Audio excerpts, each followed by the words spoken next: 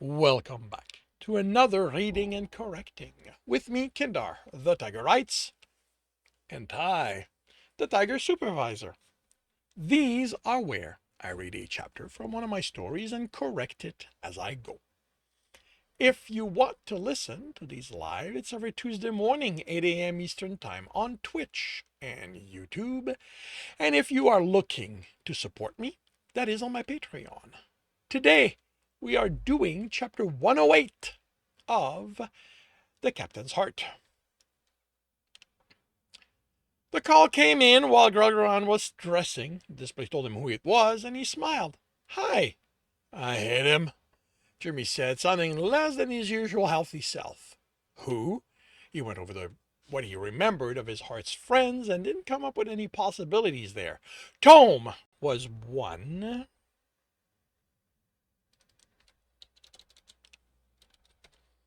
But while he'd been noticed stalking Jeremy by a few hunters, he hadn't approached him, so probably not him. There was always the possibility he'd run afoul of a civilian, but Jeremy could take care of himself against someone who only exercised instead of trained. Bob. The shortness of the name threw him off for a second. Jeremy wasn't that friendly with anyone. Then he realized who he meant. It's my understanding he's been to your apartment a few times. I don't expect you to allow that if you really meant it. You only say that because you didn't get so drunk last night that this morning you have the kind of hangover that has me thinking murder is justified.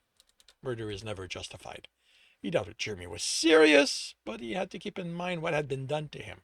As far as he was aware, he hadn't caused any outburst in months, but he had no way to know how surreptitious it could be. Can you even get drunk? I think only someone who can't get drunk would say that. You know very well we have strong alcohols. So yes, Kelsirians can get drunk. It still doesn't justify murder. He decided to humor his heart. You need to arrange a situation so he attacks you first, then you claim self-defense. Too much trouble. I guess he gets to live, but fuck am I glad there's no beer left. Tell me he can't make more. The hop was confiscated and stored. It will be returned to him only once we've reached our destination, although the health representative there may need to talk to him about it. At the very least, they'll want to test it and other ingredients for toxic effects on other species. Not sure how much Earther products have been tested at this point. Can they just take it away to be sure? Seems safer that way. The Federation doesn't like to overextend its power. Something of his would have to be dangerous to most species for them to confiscate it. Otherwise, they'll just warn him which species it puts at risk, and it will be on him to ensure they aren't exposed, and he'll be the one called to adjudication if someone ends up hurt because of it. What if he sells it to someone else and they get someone sick? Then it's on him to document the exchange and that he passed along the warning. And even then, he'll be the first called and he'll have to bring the other person in. For someone who doesn't like dealing with adjudication, you seem to know a decent amount about it. Gralgiran sighed, remembered the courses he'd had to take when the ship was offered to him. As the captain of a ship crossing territories, I have to be aware of the laws governing movements of products. It's part of my responsibility that nothing banned or restricted is allowed to leave the Bane, and with the quartermaster, I've had to refresh my memories of it nearly every station we stopped at. Isn't he all really that bad? He makes his namesake proud, which means annoying mine. Zanili, Iran, and Gralgiran are antagonistic more often than allies in the ballads. Order and chance do not coexist well.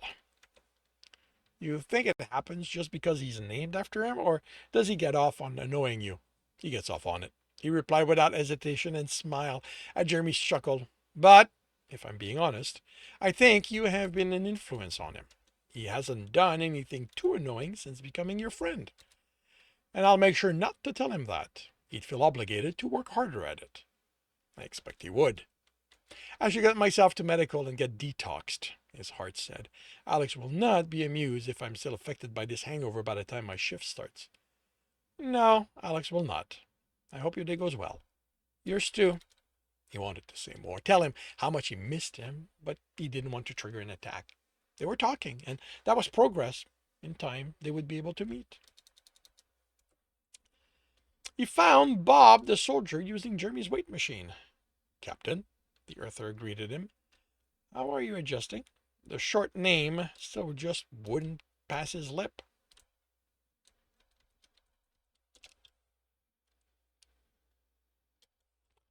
The Earther chuckled. Got nothing to do, nowhere to be. No one screaming at me to get my work done.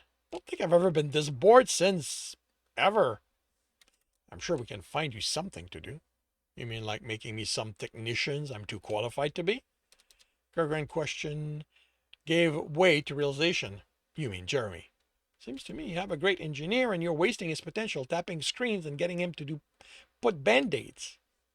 Chose his tone and words carefully. I understand Earthers have their way of doing things, but this is a Kelsirian ship. I don't see. I expect you don't. I already have an engineer, and one engineer is all a ship like this, like mine needs. They'd get things. No, they wouldn't. They don't think the same way about that, and both are too stubborn to let the other dictate how their reactors should be designed. All good engineers are. It's part of how they become so. Don't you love him? More than I expect you understand, but I don't run my ship based on who I love. And I think you need to remember this isn't an Earth ship. I'd prefer if you kept your belief on how my ship should be run to yourself. Or else you'll throw me out. The author said it with enough seriousness Gralgiran kept himself from responding. No, Bob, that tasted bad. But I've only interacted with two Earthers outside of confrontational situation. You are both stubborn in your belief you know better than others. I'm pointing out that even if that were true, my ship is not the place for you to pressure my people into seeing things your way. We are different from your species, but our ways work for us. The Earther looked away. Sorry. I'd blame being alone for so long, but you're right. We do have an ingrained belief we are so much better than anyone else, than everyone else. He chuckled. And we've had that from the start, I think. You should see some of the movies they used to make. I've seen a good number of them. Oh, no, I mean the stuff from before we knew there were others out there. Fuck, from well before we had spaceflight. Nearly every time we put some kind of alien in a movie, no matter how much stronger, smarter, or all around better than us they are, we always manage to win. Sometimes in utterly unbelievable ways. Although, I'm guessing you did the same with your movies. Probably, he said. Remember some of the ballads Gralgiran enjoyed. But my tastes in ballads center around stories of our gods, rather than us against other species. Are there many romance among the movie you've collected? The Earther stared at him. Why? He shrugged and aimed to coax his answer toward the academy. I find how Earthers approach relationship intriguing. Since I only have access to the database of recent movies, I'm curious to compare them with older ones to see how they've evolved. The Earther's smile told them he'd seen through the subterfuge. Quartermaster, Gralgiran greeted the male behind the counter. We need to have a talk. The male smiled and leaned forward. I'd wonder when you'd finally decide it was time for us to shorten how we address each other. He rolled his eyes. You'll meet your namesake in the forest before that happens. What can I do for you then? The male didn't even try to make his smile anything other than a smirk. You can hand them over before I'm forced to have hunters go through the inventory and find everything else you're smuggling on my ship, Tahalan. He growled. Kiran Elshavnir, my captain. I would never. You do no transactions are documented, right, quartermaster? And because I know you and know you have someone with the skills to get there and muddle things to hide what you don't want me to see, I've had my experts arrange for multiple copies of what may to be made automatically and filed so no one but me can access them. So I'm here asking nicely for you to hand over the files you paid the Earther to give you. Now is not the time I can afford to have your greed make the Earthers angrier at me than they already are. The quartermaster sighed. All right, you got me. Let me go get them. Let me get them. He wasn't gone long, which meant he kept the box close, almost as if he'd known he'd be discovered. He placed it on the counter. I bought them on chips, hoping that if they weren't on the system, you wouldn't find out, but you're too smart for me. Admission of guilt? Appearance of remorse? As much as he told Jeremy the quartermaster was better behaved because of their friendship,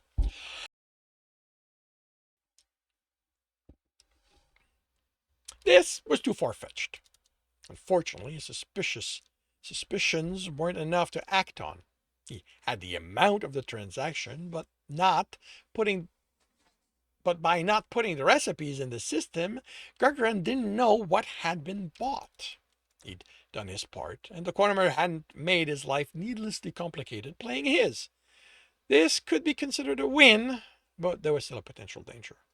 Don't let anyone trace what you'll sell back to my ship, quartermaster. The Earthers will use whatever you can to hurt me. You realize they could apply pressure.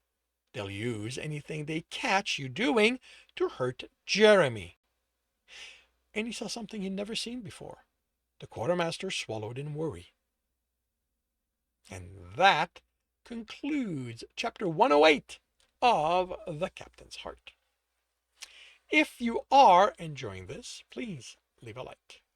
If you want to know when the next chapter will be up, subscribe and hit the bell.